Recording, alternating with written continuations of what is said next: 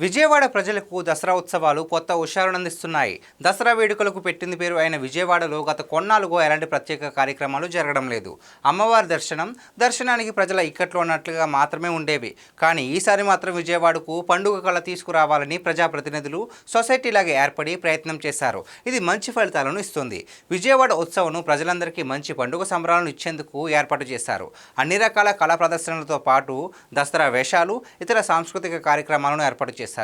Exhibition తరహాలో ప్రజలకు వినోదం పంచుతున్నారు. సాధారణంగా మనం ఊళ్ళలో తిరునాళ్ళు నిర్వహించుకుంటూ ఉంటాం. దాన్ని మరింత పెద్ద స్థాయిలో విజయవాడలో ఏర్పాటు చేశారని అనుకోవచ్చు. ఇలాంటి తిరునాళ్లలో భాగం కావడం అంటే పిల్లలకే కాదు పెద్దలకు ఎంతో ఉత్సాహంగా ఉంటుంది.